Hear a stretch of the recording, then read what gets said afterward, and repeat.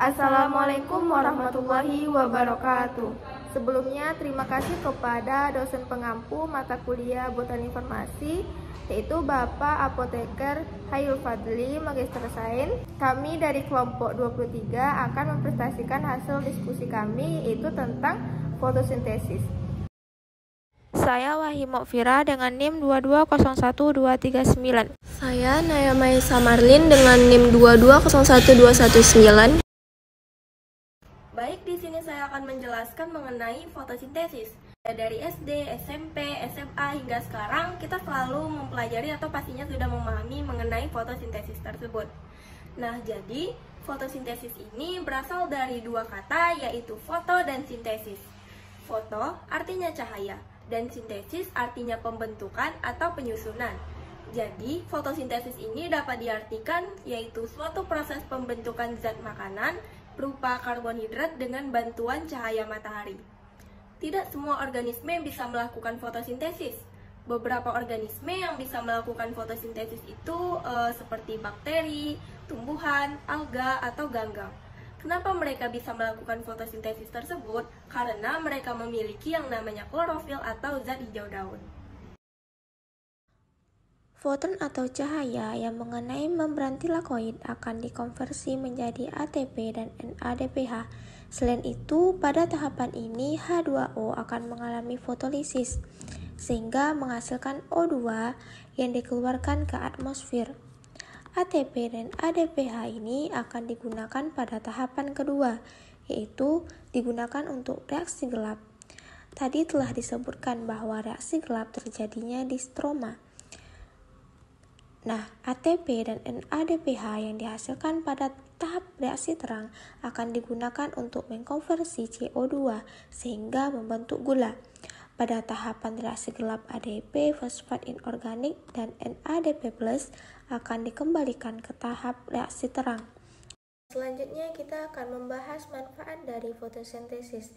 Yang pertama, mengubah energi cahaya menjadi energi kimiawi. Yang kedua, mengubah karbon dioksida hasil respirasi menjadi karbohidrat. Yang ketiga, menghasilkan oksigen yang diperlukan bagi organisme hidup.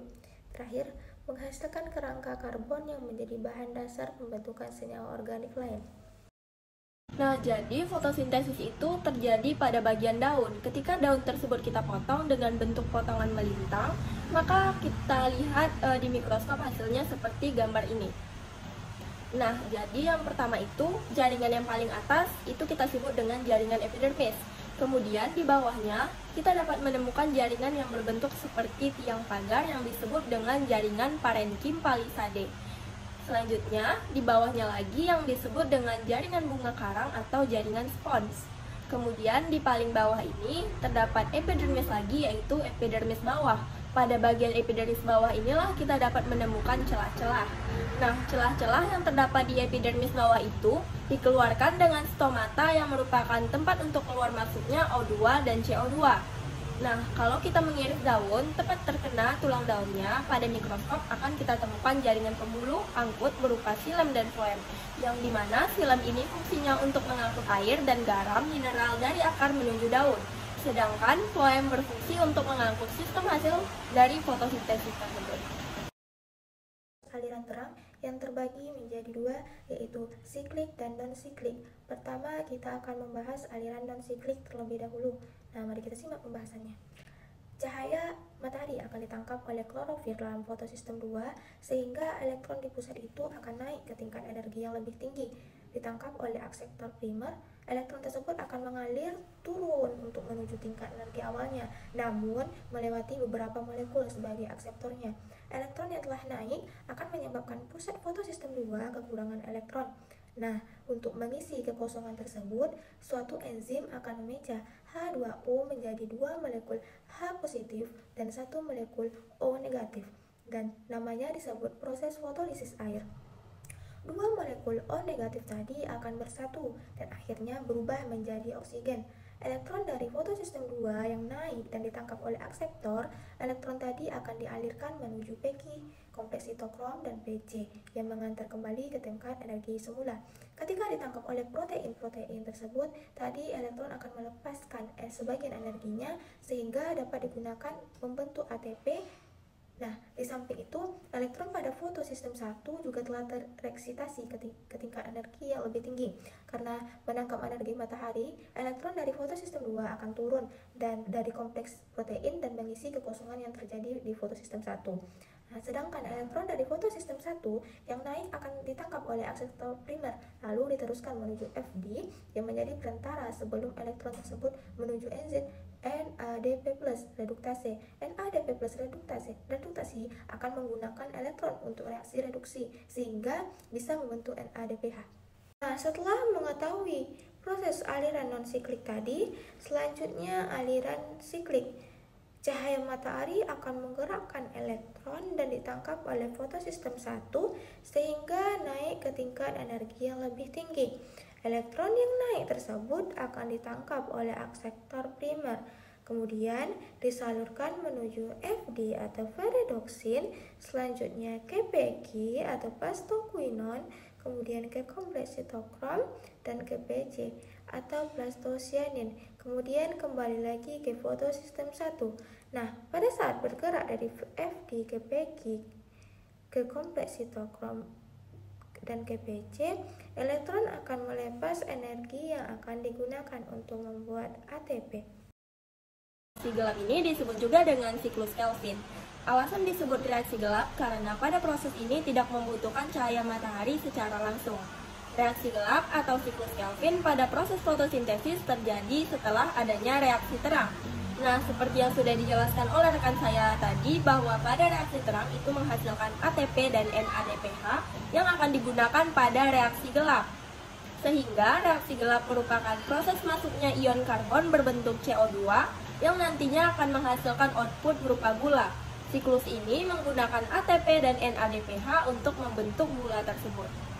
Berbeda dengan reaksi terang yang terjadi di tilakoloid, reaksi gelap ini terjadi di stroma pada kloroplas. Nah, pada reaksi gelap ini terdiri dari 3 tahapan. Yang pertama itu adalah tahapan fiksasi, yang dimana 3 CO2 akan berikatan dengan 3 senyawa berkarbon 5 yang bernama ribulosa bifosfat atau disingkat dengan RUBP.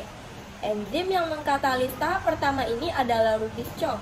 Rubisco merupakan protein yang banyak ditemukan di kloroplas. Produk yang dihasilkan oleh tahap pertama ini adalah senyawa yang disebut 6-carbon intermediate yang berjumlah 3 buah. Senyawa ini berumur pendek karena keadaannya yang tidak stabil. Lalu, senyawa ini dipecah dan membentuk senyawa 3-fosfogliserat sebanyak 6 buah. Tahapan yang kedua itu adalah tahapan reduksi. Tiap molekul 3-fosfogliserat akan menerima tambahan fosfat dari ATP membentuk 1,3 bifosfogliserat. Dibutuhkan 6 ATP untuk mengubah 6 molekul 3-fosfogliserat menjadi 6 molekul 1,3 bifosfogliserat. Selanjutnya, molekul 1,3 bifosfogliserat akan mengalami reduksi oleh NADPH sehingga menghasilkan 6 molekul gliseraldehid 3-fosfat atau G3P, merupakan senyawa dengan karbon 3. Pada fase ini, perubahan 1,3 bifosfogliserat menjadi G3P ini dibutuhkan 6 molekul NADPH yang akan diubah menjadi 6 NADP+. Dan pada tahap ini, fosfat akan terlepas sehingga menghasilkan molekul G3P. Jadi, setiap molekul CO2 yang menjalankan siklus ini akan terbentuk 6 molekul senyawa G3P. Tetapi hanya 1 molekul G3P yang dihitung sebagai hasil produk bersihnya, sedangkan 5 sisanya digunakan untuk menyelesaikan siklus ini. Yang terakhir itu adalah tahapan regenerasi atau RUBP. Selanjutnya, 5G3P akan dikonversi menjadi 3 buah RUBP melalui sebuah reaksi yang melibatkan fosfogliserat ATP sebanyak 3 buah. Sehingga 3 ATP ini akan membentuk 3 buah ADP. Jadi untuk menghasilkan 1 molekul G3P, siklus Kelvin membutuhkan 9 ATP dan 6 NADPH. G3P yang dihasilkan dari siklus ini akan digunakan sebagai material pembentukan senyawa organik.